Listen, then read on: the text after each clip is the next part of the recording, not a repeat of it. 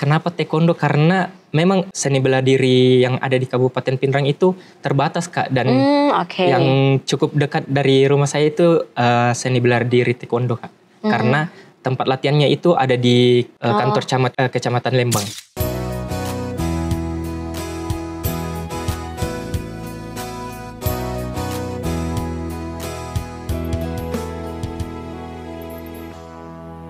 Halo Sobat Unhas TV, jumpa lagi bersama saya Zahra Sapita Suceng dalam Unhas Story, menemukan cerita menarik di balik mahasiswa inspiratif. Nah, dalam episode kali ini kita akan ngobrol dengan mahasiswa Ilmu Komunikasi Universitas Hasanuddin angkatan 2022 yang juga merupakan seorang duta dan juga seorang atlet. Nah, untuk prestasinya berhasil meraih Duta Wisata Kabupaten Pinrang pada tahun 2024, berhasil menjadi runner up Putra Sulawesi Selatan 2023 dan beberapa kali berhasil menjuarai turnamen taekwondo. Langsung aja kita sapa ada Kak Mulyadi Anugrah Papua. Assalamualaikum warahmatullahi wabarakatuh, Kak Mul. Waalaikumsalam. Halo Kak. Gimana kabar hari ini? Alhamdulillah baik. Kakak sendiri? Alhamdulillah baik. Sehat ya? Sehat. Oke. Tapi sebelum ngobrol banyak terkait dengan Duta Wisata, runner up Putra Sulawesi Selatan dan atlet taekwondo sendiri, kita ngobrol dulu nih Kak Mul. Kenapa sih akhirnya kemudian memilih untuk berkuliah sebagai mahasiswa Ilmu Komunikasi di kampus Unhas, Kak? Oke, jadi sebenarnya untuk berkuliah di Universitas Hasanuddin itu memang impian dari kecil. Cuma untuk jurusannya dari dulu memang belum tahu karena basicnya memang kurang di akademik Kak. Jadi riset jurusan apa yang mungkin cocok untuk saya dan akhirnya pilih Ilmu Komunikasi. Itu ada saran dari orang tua atau gimana? Kalau itu saran dari kakak sih Kak. Karena kalau dari orang tua ngikut aja apa kemauan anaknya. Masuk Unhas tuh susah atau gimana Kak? Jujur agak susah sih Kak. Butuh banyak pengorbanan juga. Kalau kamu sendiri tahun 2020 itu dua itu jalur apa nih Kak? Tahun 2022 itu saya daftar di jalur mandiri. Oke, berarti memang lumayan, memang susah ya masuk Unhas dan betul. Biaya yang dikeluarkan juga cukup tinggi ya. Betul. Oke, gimana kemudian ekspektasi dan realitas sebagai mahasiswa Ilkom Unhas nih kamu? Jujur ekspektasi saya dari Ilmu Komunikasi itu lebih banyak belajar berbicara dan lain-lain sebagainya. Tapi realitanya ternyata tidak melulu untuk belajar berbicara karena ternyata di konsentrasi Ilmu Komunikasi sendiri itu terbagi menjadi 3, yaitu jurnalis, broadcast, dan PR. Untuk kamu sendiri ambil apa nih? Saya ambilnya broadcast Kak. Broadcast ya, oke.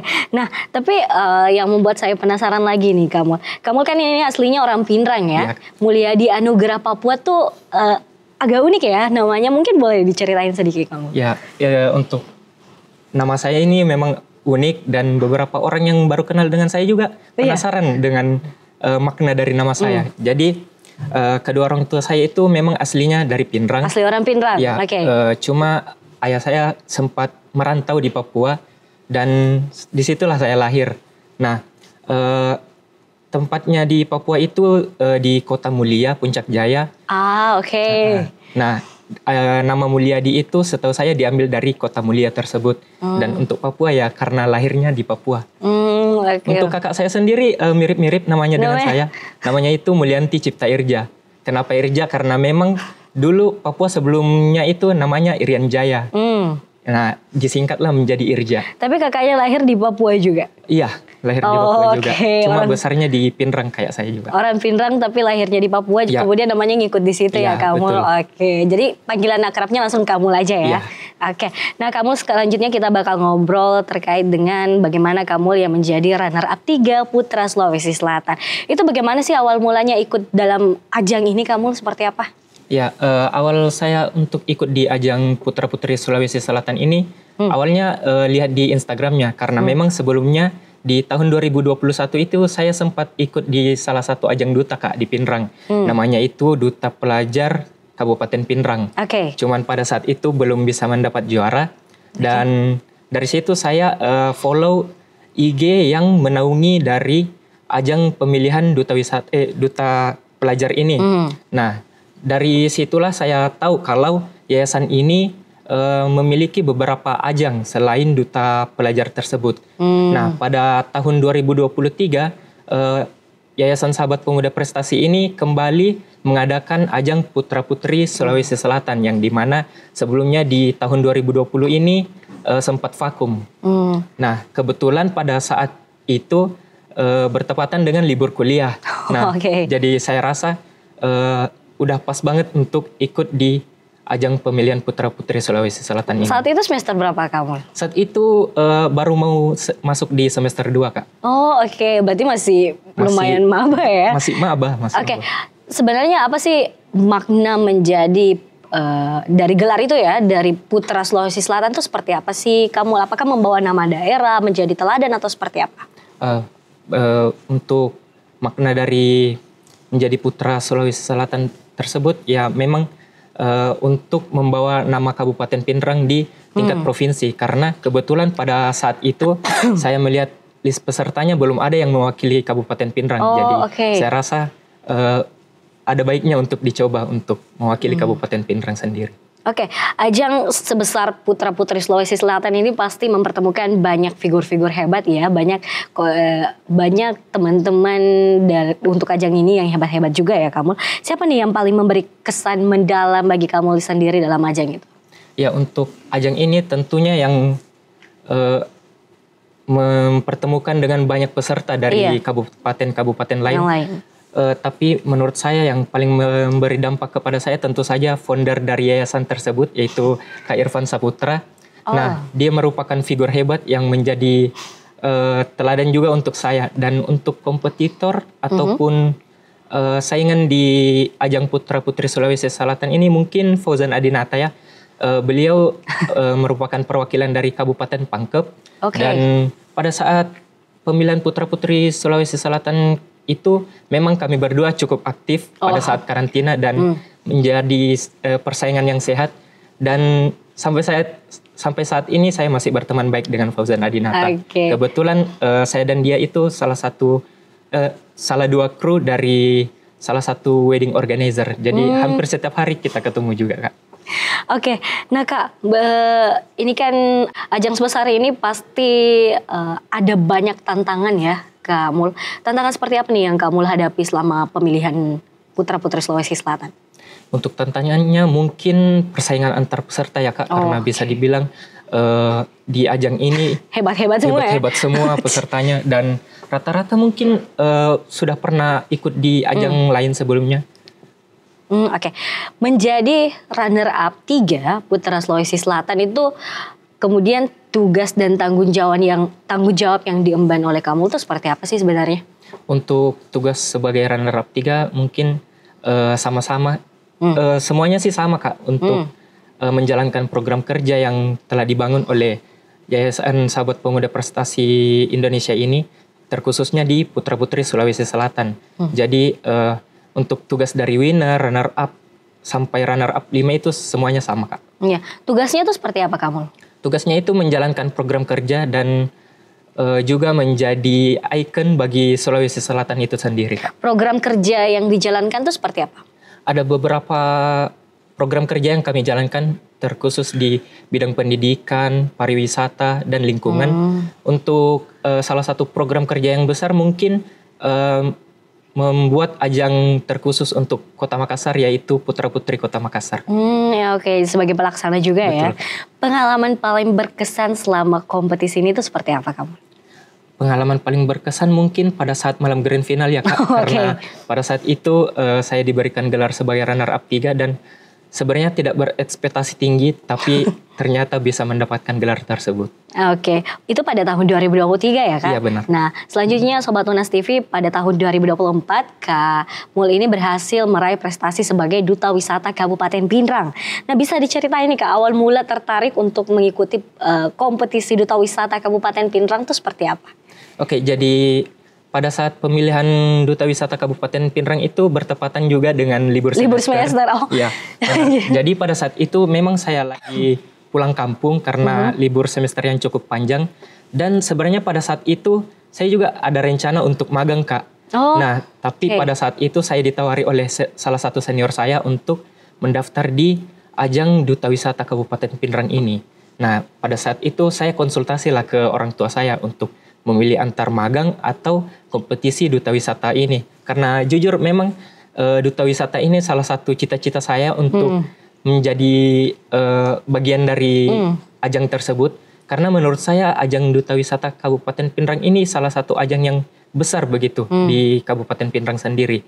Nah, karena basicnya orang tua saya ngebebasin apapun kemauan anaknya. Selalu didukung ya? Selalu didukung, asalkan itu kegiatan positif.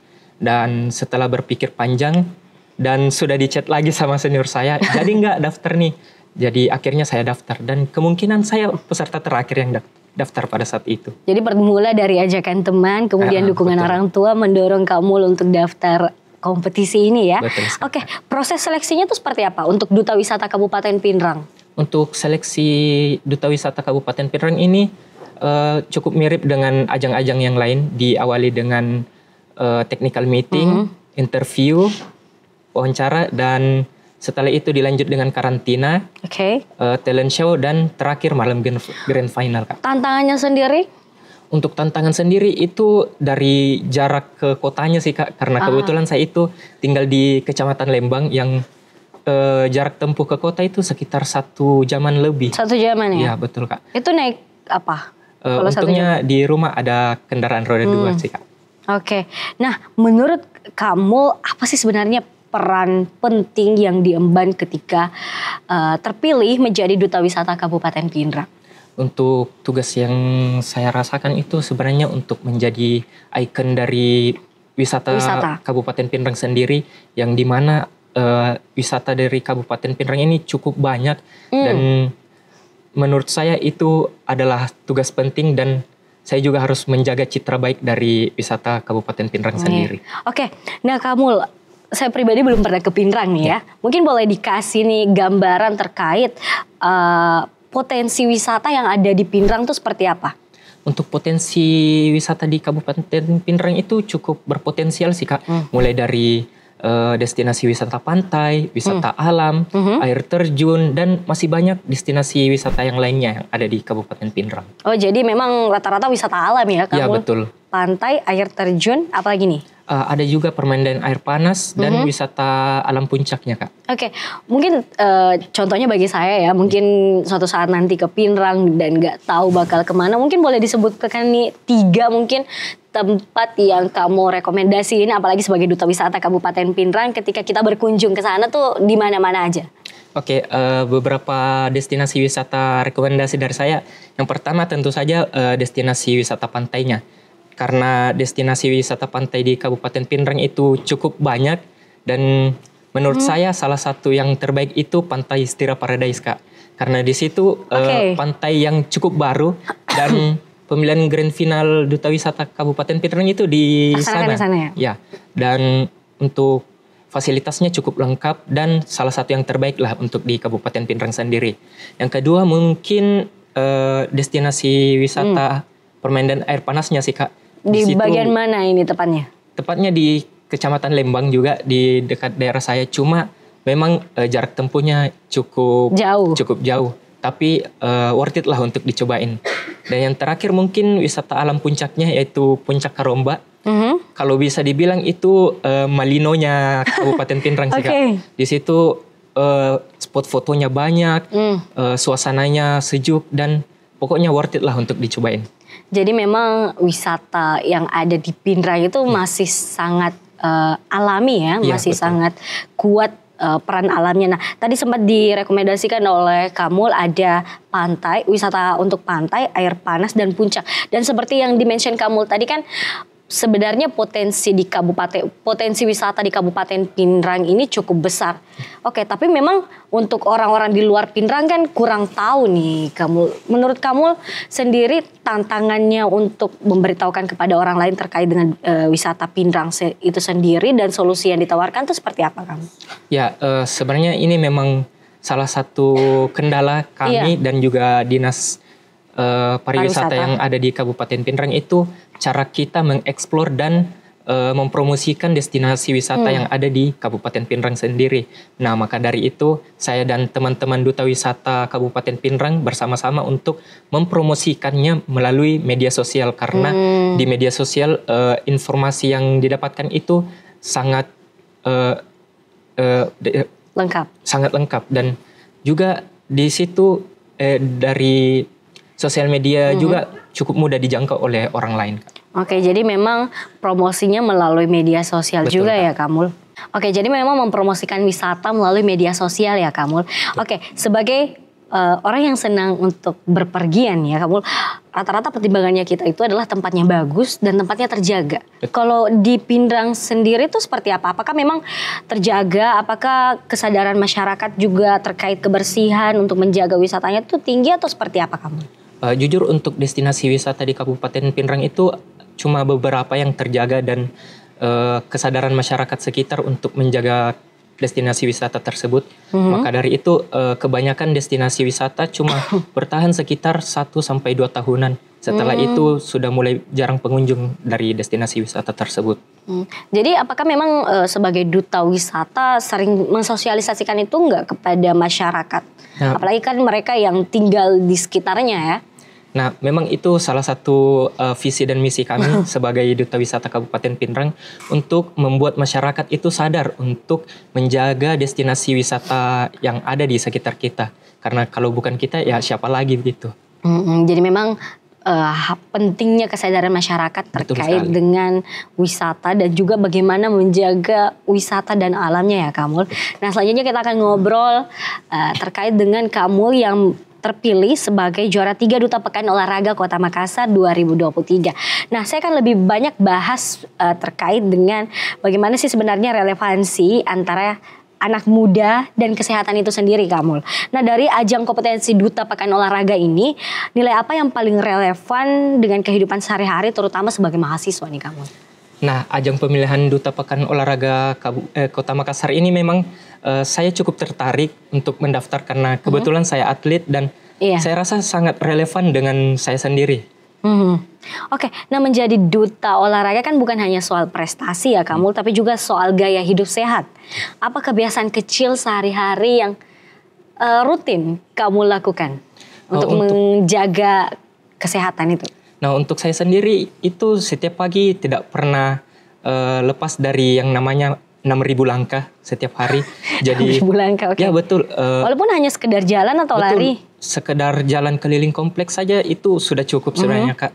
Untuk mereka yang mageran atau kurang suka berolahraga, cukup luangkan waktu sekitar 10 menit atau 15 menit push up atau olahraga lainnya di rumah, Kak. Oke. Menarik ya, karena sebenarnya banyak generasi muda yang tidak sadar pentingnya olahraga. Betul. Mungkin saya sendiri. Oke. Menurut kamu olahraga apa nih yang ringan dilakukan oleh anak-anak muda, apalagi di tengah-tengah kesibukannya selain itu tadi, selain jalan pagi misalnya? Mungkin tergantung pribadi sendiri sih. Iya. Olahraga apa yang cukup diminati oleh mereka atau tertarik untuk dicoba oleh mereka. Kayak yang lagi marak sekarang itu olahraga lari, Kak. Iya. Selain lari mungkin bisa juga ajak teman-temannya untuk melakukan salah satu olahraga bareng. Karena memang salah satu kendala orang mageran itu karena nggak ada teman untuk diajak olahraga, Kak. Oke, intinya memulai olahraga yang disukai. Betul. Dan punya teman untuk melakukan olahraga itu bersama ya, Kamul. Oke, nah kalau olahraga dipandang sebagai untuk kesehatan fisik, tapi juga dipandang sebagai untuk kesehatan mental. Tanggapan kamu soal ini itu seperti apa? Ya, saya rasa ini memang benar karena saya sendiri jika merasa stres ataupun banyak beban pikiran, saya itu larinya ke olahraga, Kak. Dan setelah olahraga biasanya saya sudah lupa dengan masalah dan yang membuat stres. Oke, jadi selain stresnya hilang, tubuh juga tambah sehat ya? Betul. Oke, nah sempat di-mention tadi oleh Kamul bahwa tertarik mengikuti Duta Pekan Olahraga Kota Makassar ini karena dia juga atlet juga ya, Kak? Betul. Atlet taekwondo Unhas. Nah, sejak kapan sih sebenarnya Kamul tertarik dengan dunia taekwondo itu sendiri? Nah, untuk dunia taekwondo sendiri saya mulai dari tahun 2021 pertengahan. Pada saat itu saya sudah mau naik ke kelas 3 SMA, Kak. Berarti 3 SMA ya? Ya. taekwondo kan ini aslinya dari Korea Selatan ya Kak. Betul. Kenapa nggak silat atau karate atau olahraga bela diri yang lain? Kenapa taekwondo gitu? Kenapa taekwondo? Karena memang seni bela diri yang ada di Kabupaten Pinrang itu terbatas Kak. Dan yang cukup dekat dari rumah saya itu seni bela diri taekwondo Kak. Karena tempat latihannya itu ada di kantor camat Kecamatan Lembang. Oh, karena pada saat itu pilihannya ada hanya taekwondo gitu ya Kak? Ya betul. Tapi pernah coba latihan untuk olahraga bela diri yang lain atau gimana kamu? Pernah sih Kak, sempat coba olahraga kempo. Cuma karena mungkin ya betul. Cuma mungkin karena latihannya yang kurang cocok dengan saya, jadi saya lebih memilih taekwondo. Oke, kalau taekwondo tuh ingin belajar taekwondo tuh basicnya harus ngapain sih Kak sebenarnya? Atau untuk memulai ya, Kalau untuk memulai sih dari kemauan sendiri pastinya Kak. Karena semua bela diri itu pasti kita dilatih dari nol. Nggak ada yang bisa langsung bisa itu. Iya, kalau taekwondo sendiri itu apa nih yang menjadi andalan taekwondo itu sendiri seperti apa Kak? Untuk taekwondo sendiri itu ciri khasnya tendangan sih Kak. Karena memang di olahraga taekwondo itu kebanyakan latihan tendangan. Untuk pukulan ada, cuma lebih sering ke latihan tendangan sih Kak. Udah pernah coba patahin, itu yang biasa kalau Korea Selatan yang patahin. Iya. Pecahin papan udah sering sih Kak. Karena memang salah satu tes untuk penaikan sabuk itu salah satunya pemecahan papan atau kyukpa. Oke, nah tadi sempat di-mention kalau taekwondo itu ciri khasnya ada pada tendangan ya. Betul, tapi Kak, tetap ada beberapa pukulan. Nah banyak orang menilai taekwondo ini adalah olahraga bela diri yang keras. Tapi dari dalam apa sih sebenarnya makna filosofi yang ada dalam olahraga taekwondo ini sendiri? Ya, menurut saya semua bela diri pasti keras ya Kak. Cuma untuk filosofi dari semua bela diri dan terkhususnya taekwondo itu dari kedisiplinan sih Kak. Karena jika kita kurang disiplin, tidak rajin latihan, maka kita sendiri yang akan menyesal begitu. Oke.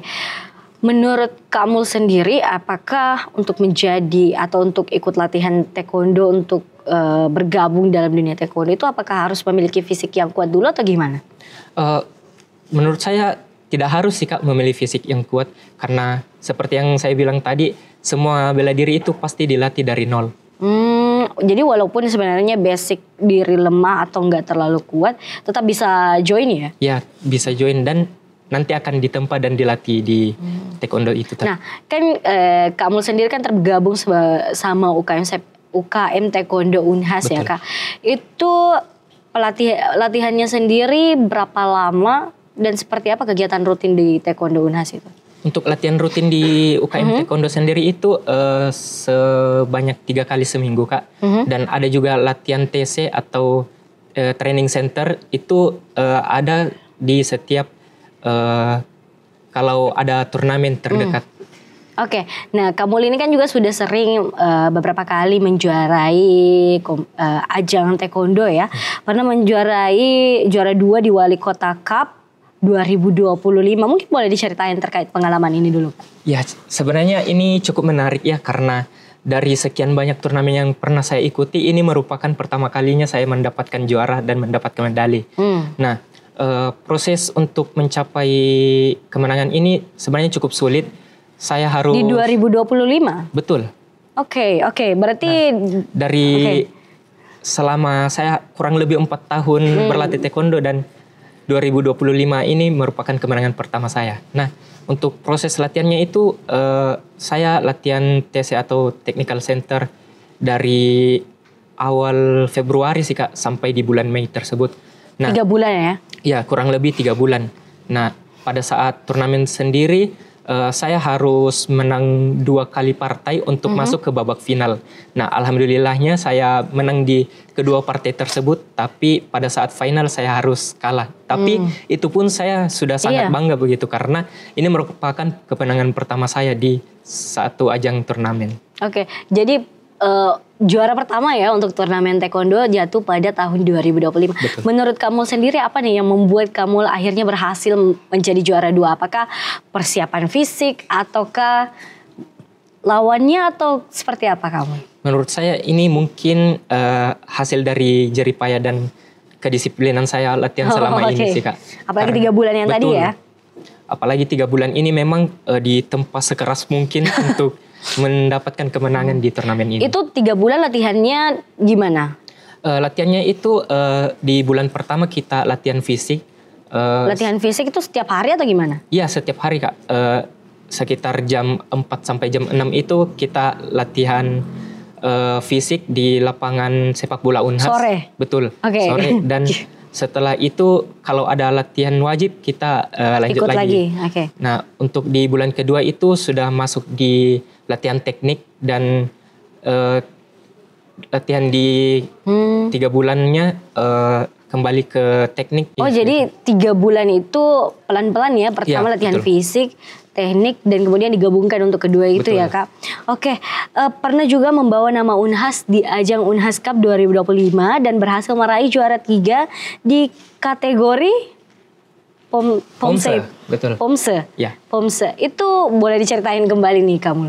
Ya, jadi taekwondo ini sendiri ada 2 kategori, yakni kyorugi atau yang fighter, dan yang kedua itu pomse atau yang seni. Nah, untuk di Unhas Cup ini saya ikut di kategori pomse atau seni. Nah, sebenarnya di Unhas Cup ini saya ikut di 2 kategori, yakni individual dan juga pair atau yang berpasangan. Nah, cuman untuk di kategori individual ini saya belum bisa mendapat juara karena saya berada di posisi ke-6. Tapi untungnya di kategori pair ini saya dan rekan saya itu bisa mendapatkan posisi ke-3. Oke, nah Kamul, olahraga taekwondo ini kan olahraga bela diri seperti yang di-mention tadi, semuanya keras ya. Iya betul. Baik itu silat, karate, taekwondo dan lain sebagainya. Untuk Kamul sendiri yang sudah kurang lebih berlatih 4 tahun lebih, pernah patah nggak? Karena pernah ada kejadian patah atau gimana? Apalagi ini kan menggunakan kekuatan fisik.